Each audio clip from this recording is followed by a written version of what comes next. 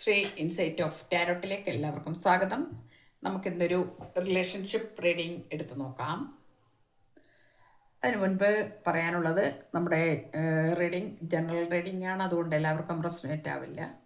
അതുപോലെ ടൈംലെസ് ആയതുകൊണ്ട് എപ്പോൾ നിങ്ങളുടെ കൈകളിൽ എത്തുന്നോ അപ്പോൾ മുതൽ വാലിഡ് ആകാൻ നിങ്ങൾക്ക് മെയിൽ ഓർ ഫീമെയിൽ എല്ലാവർക്കും കാണാം. പിന്നെ ചാനൽ ലൈക്ക് ചെയ്യണം, ഹൈപ്പ് ചെയ്യണം, കമൻ്റ് ഇടണം. കമൻറ്റ് മസ്റ്റാണ് ഇടണം. പിന്നെ നിങ്ങൾക്ക് സബ്സ്ക്രൈബ് ചെയ്യാത്ത ആളുകൾ അതൊന്ന് സബ്സ്ക്രൈബ് കൂടി ചെയ്തിട്ടേക്കണം. ഇനി നമുക്ക് പറയാനുള്ളത്, ഒരു സുപ്രഭാതത്തിൽ നിങ്ങളോട് ഒന്നും പറയാതെ നിങ്ങളിൽ നിന്ന് ഇറങ്ങിപ്പോയ ഒരു വ്യക്തിയുടെ കാര്യങ്ങളാണ്. അതായത് നമുക്ക് കാർഡ് എടുക്കുമ്പോൾ നമുക്ക് മനസ്സിലാവും. നമുക്ക് നോക്കാം. അതിന് മുൻപ് ഞാനൊന്ന് വെറുതെ പറഞ്ഞു, ഇൻട്രൊഡക്ഷൻ ഒന്ന് പറഞ്ഞു എന്നേ ഉള്ളൂ.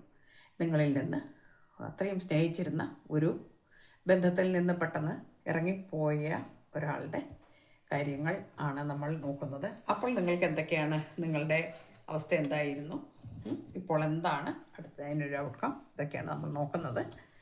നമുക്ക് നോക്കാം. നമുക്ക് ആദ്യം കിട്ടിയിരിക്കുന്ന കാർഡ് 9 ഓഫ് സ്വോർഡ്സ് എന്നൊരു കാർഡ് കിട്ടിയിട്ടുണ്ട്. 9 ഓഫ് സ്വോർഡ്സ് എന്ന് പറയുമ്പോൾ നിങ്ങൾക്ക് ഉറക്കം ഇല്ലാതെ ആയി തീർന്ന അവസ്ഥ വന്നിരിക്കുന്നു, അത് കഴിഞ്ഞിരിക്കുന്നു എന്നാണ്. അതായത് നിങ്ങൾ ഒരുപാട് ഉറക്കം പോലും നഷ്ടപ്പെട്ട് കാവലിരുന്നു, കണ്ണുനീര് കൊണ്ട് നിങ്ങൾ അഭിഷേകം ചെയ്തിരിക്കുന്നു. നിങ്ങൾക്ക് രാത്രിയിൽ ഉറക്കമില്ല, ഈ ഒരു ചിന്ത മാത്രമേ ഉണ്ടായിരുന്നുള്ളൂ. എന്തുകൊണ്ടാണ് എന്നോട് മിണ്ടാത്തത്, എന്തുകൊണ്ടാണ് എനിക്ക് മെസ്സേജ് അയക്കാത്തത്, എന്തുകൊണ്ടാണ് എന്നോട് ഇങ്ങനെ കാണിക്കുന്നത്, ഞാൻ ഒരു തെറ്റും ചെയ്തില്ലല്ലോ. ഇതൊരു വളരെ വലിയ ദുരന്തം പോലെയാണ് ഇത്തരം ഒരു അവസ്ഥ. അത് നിങ്ങൾക്ക് വന്നിരിക്കുന്നു. ദ മൂൺ ഒരു കാര്യവും നിങ്ങളോട് പറയുന്നില്ല. നിങ്ങൾക്ക് മെസ്സേജ് ഇല്ല, കോളില്ല. മറ്റത് 24 മണിക്കൂറും അല്ലെങ്കിൽ 24/7 നിങ്ങളെക്കുറിച്ച് ചിന്തിക്കുകയും നിങ്ങൾക്ക് മെസ്സേജ് അയക്കുകയും നിങ്ങൾക്ക് കോൾ ചെയ്യുകയും വിളിച്ചിട്ട് കിട്ടിയില്ലെങ്കിൽ ദേഷ്യപ്പെടുക പോലും ചെയ്യുന്ന വ്യക്തി. നിങ്ങൾ വീഡിയോ കോൾ ഒഴിച്ച് മറ്റൊരു കോളില്ല, ചിന്തിക്കാനേ പറ്റില്ല. അങ്ങനത്തെ ഒരു വ്യക്തിയെ നിങ്ങൾക്ക് ഇപ്പോൾ ഒരു മൂൺ എനർജിയാണ് ഇവിടെ കാണുന്നത്. ഒരു കാര്യവും പറയുന്നില്ല, നിങ്ങളോട് ഒരു കാര്യവും പറയുന്നില്ല. എന്തുകൊണ്ടാണ് ഞാനിങ്ങനെ പോകുന്നത്, അല്ലെങ്കിൽ നിൻ്റെ ഭാഗത്ത് എനിക്കിങ്ങനെ ഒരു തെറ്റ് വന്നു, അതുകൊണ്ട് എനിക്കത് തീരെ എനിക്ക് സഹിക്കാൻ പറ്റിയില്ല, ഞാൻ അതുകൊണ്ട് പോകുന്നു. ഓക്കെ, മനസ്സിലാക്കാൻ പറ്റും. പക്ഷേ ഇത് അങ്ങനെയല്ല. നിങ്ങൾ വീണ്ടും വീണ്ടും കാത്തിരുന്നു, എന്നാൽ ധൈര്യം സംഭരിക്കാൻ ശ്രമിക്കുന്നുണ്ട്, എങ്കിലും നിങ്ങൾ ഒരുപാട് കാത്തിരുന്നു എന്നാണ്. നിങ്ങൾ ഇനിയിപ്പോൾ ചെയ്യാത്ത വഴിപാടുകൾ ഉണ്ടാവില്ല. നിങ്ങൾ പള്ളിയിൽ, അമ്പലങ്ങളിൽ എന്ത് വേണ്ട, ഈശ്വരൻ്റെ മുൻപിൽ അത് സമർപ്പിച്ചിരിക്കുന്നു. നിങ്ങൾ വളരെയധികം വേദനിച്ചിരിക്കുന്നു എന്ന് വീണ്ടും വീണ്ടും കാണിക്കുന്നു. 10 ഓഫ് വാൻസ് നിങ്ങൾ ഒരുപാട് സ്ട്രെയിൻ എടുത്തിരിക്കുന്നു, സ്ട്രെസ് അനുഭവിച്ചിരിക്കുന്നു, ഒരുപാട് വേദനകൾ നിങ്ങൾ തിന്നിരിക്കുന്നു.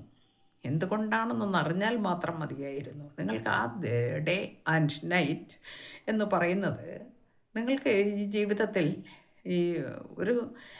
ഇനി ഒരു മനുഷ്യനും ഒന്നും അനുഭവിക്കാനില്ല എന്ന് പറയുന്ന ആ അവസ്ഥ നിങ്ങൾക്ക് വന്നിട്ടുണ്ടായിരുന്നു എന്നാണ്. പക്ഷേ ഇതെല്ലാം കഴിഞ്ഞപ്പോൾ, കുറേ നാളിത് കഴിഞ്ഞപ്പോൾ നിങ്ങളിത് ഉപേക്ഷിച്ചു എന്നാണ് കാണുന്നത്. എല്ലാം ഉപേക്ഷിച്ച് ഇനി എനിക്ക് എൻ്റെ ഒരു വഴി, ഇനി ഇതിനകത്ത് ഒരിക്കലും ഞാൻ ഇതിനകത്ത് ഇൻവെസ്റ്റ് ചെയ്യില്ല, ഞാൻ എൻ്റെ കാര്യം നോക്കാൻ പോകുന്നു. അതായത് ഇവിടെ ഒരു സെൽഫ് ലവ് കാണുന്നു. നിങ്ങൾ സെൽഫ് ലവിലേക്ക് പോയിരിക്കുന്നു എന്നാണ് നമുക്ക് അതിൽ നിന്ന് മനസ്സിലാവുന്നത്. 8 ഓഫ് കപ്സ് നിങ്ങൾ പൂർണ്ണമായും നിങ്ങൾ വിട്ടുപോയിരിക്കുന്നു.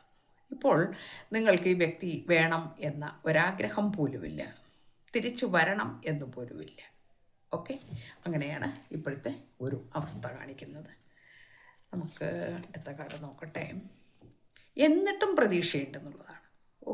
അപ്പോൾ നിങ്ങളുടെ സ്നേഹത്തിൻ്റെ ആഴമാണ് ഞാനിവിടെ മനസ്സിലാക്കുന്നത്. എന്നിട്ടും പ്രതീക്ഷയോടുകൂടി നോക്കിയിരിക്കുകയാണ്. ഇതിനൊരു പ്രോഗ്രസ് വരും, ഇന്നല്ലെങ്കിൽ നാളെ വരാതിരിക്കില്ല എന്നുള്ള ഒരു ചിന്തയും നിങ്ങളെ അലട്ടുന്നു എന്നാണ്.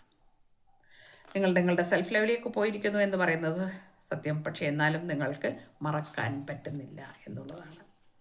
മറക്കാനേ കഴിയുന്നില്ല. എന്തൊക്കെ വിചാരിച്ചിട്ടും നിങ്ങൾക്ക് മറക്കാൻ കഴിയുന്നില്ല. ഞാൻ എങ്ങനെയാണിത് മറക്കുക, ഇതൊക്കെ എങ്ങനെയാണ് മറക്കാൻ കഴിയുക, ഇതെങ്ങനെ അവർ മറന്നു, അല്ലെങ്കിൽ അയാൾ മറന്നു, അല്ലെങ്കിൽ അവൾ എങ്ങനെ ഇത് മറന്നു, എന്നോട് ഈ ഒരു ചതി കാണിച്ചുകൊണ്ട് അവളൊക്കെ എങ്ങനെയാണ് ഇത് പോകാൻ കഴിഞ്ഞു, അല്ലെ അവൻ എങ്ങനെ ഇത് പോകാൻ കഴിഞ്ഞു, എനിക്കൊന്നും മനസ്സിലാവുന്നില്ല. എന്തിനാ ഇവരെന്നെ ഇട്ടിട്ട് ഇങ്ങനെ പോയത്, അതാണ്. പിന്നെ 7 ഓഫ് കപ്സ് ആണ്. ഇവിടെ ഓപ്ഷൻ്റെ പുറകെ പോയിരിക്കുന്ന ഒരു വ്യക്തിയെയാണ് കാണിക്കുന്നത്. ഇനി നിങ്ങൾ ശ്രദ്ധിക്കണം.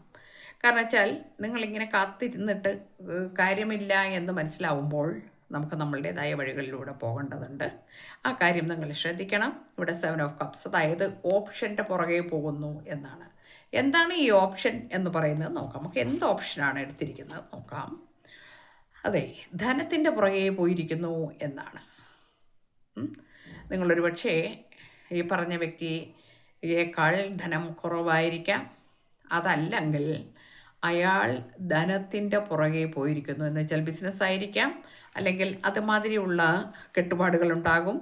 അപ്പോൾ നിങ്ങളുടെ അടുത്ത് നിങ്ങളുടെ പരിഭവത്തിനും പരാതിക്കും ചെവി തന്നാൽ എൻ്റെ ജീവിതം ഇവിടെ വെച്ച് ഇത് തീരും, അതുകൊണ്ട് എനിക്ക് തൽക്കാലം ഇതിന് നിന്നാൽ ശരിയാവില്ല എന്ന് തോന്നി പൈസയുടെ പുറകെ പോയൊരു വ്യക്തിയാണ്.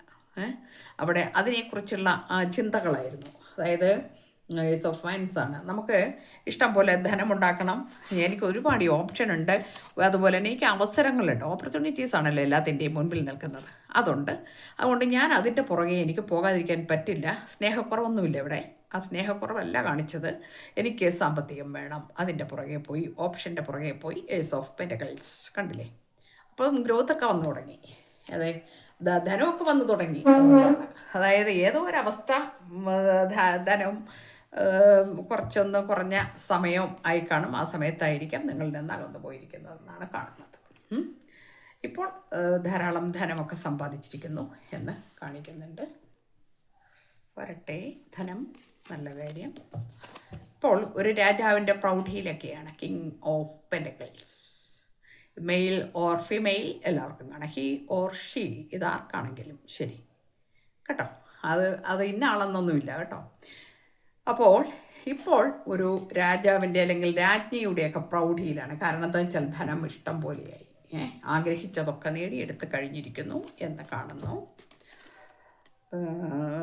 നല്ല പോലെ 3 ഓഫ് വൈൻസിൻ്റെ എനർജി നല്ല പ്രോഗ്രസ്സിലാണ്.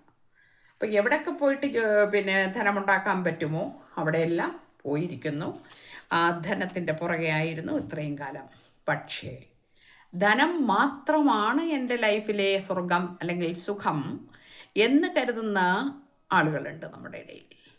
അവരൊരു കാര്യം ചിന്തിക്കും, കുറച്ച് കഴിയുമ്പോൾ ഇത് ആ സമയത്തൊക്കെ ആർഭാടമായിട്ടൊക്കെ ജീവിച്ചു, നമ്മളടിച്ചു പൊളിച്ചു ജീവിച്ചു, നമ്മളുടെ ആഗ്രഹങ്ങളെല്ലാം സാധിച്ചു, ധനം കൊണ്ട് നേടാൻ പറ്റുന്നതായ എല്ലാ കാര്യങ്ങളും സാധിച്ചു.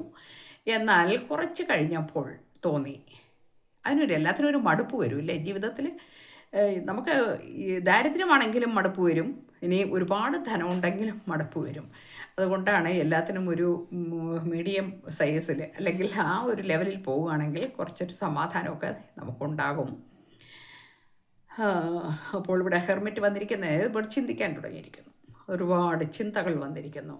ദിവ്യമായ ഒരു അന്തരീക്ഷത്തിലേക്ക് പോയിരിക്കുന്നു. കാരണം വെച്ചാൽ ബാക്കിയെല്ലാം മടുത്ത് കൂടെ ഉണ്ടായിരുന്നവരെല്ലാം പോയി. കാരണം വെച്ചിട്ടുണ്ടെങ്കിൽ ധനം വരുമ്പോൾ എല്ലാവരും കൂടെ കൂടും. അത് കഴിയുമ്പോൾ നമുക്ക് മടുപ്പ് വരുന്ന എപ്പോഴാണ്? എന്നെ ഉപയോഗിക്കുകയാണ് അല്ലെങ്കിൽ എന്നെ യൂസ് ചെയ്യുകയാണ് ഇവരെല്ലാവരും, അല്ലാതെ എന്നോടുള്ള യഥാർത്ഥമായ സ്നേഹം അല്ല ഇത്, എന്നെ ഉപയോഗിക്കുകയാണ് എന്ന ചിന്ത വരുന്നു എന്നാണ്. അത് വന്നു കഴിഞ്ഞപ്പോൾ തോന്നി എനിക്ക് എന്തെവിടെയോ പാളിച്ചകൾ വന്നിട്ടുണ്ട്, എൻ്റെ ഭാഗത്തുനിന്ന് എനിക്ക് ഒരുപാട് തെറ്റുക. അന്നേരമാണ് ചിന്തിക്കാൻ തുടങ്ങിയത്, നിങ്ങളെക്കുറിച്ച് ചിന്തിച്ചു എന്നാണ്. അതായത് 6 ഓഫ് കപ്സ് ഇപ്പോൾ നിലവിൽ ഇപ്പോൾ നിങ്ങളെക്കുറിച്ച് ചിന്തിച്ചുകൊണ്ടിരിക്കുന്നു. ഒരുപാട് സ്നേഹം എനിക്ക് തന്നിരിക്കുന്നു, എൻ്റെ സോൾമേറ്റ് ആയിരുന്നു, അല്ലെങ്കിൽ എന്നെ ഇത്രയും സ്നേഹിച്ച ഒരു വ്യക്തി ഈ ലോകത്ത് വേറെ ഇല്ല. ഇത്രയും എന്നെ സ്നേഹിച്ചൊരു വ്യക്തി ഈ ലോകത്തില്ല.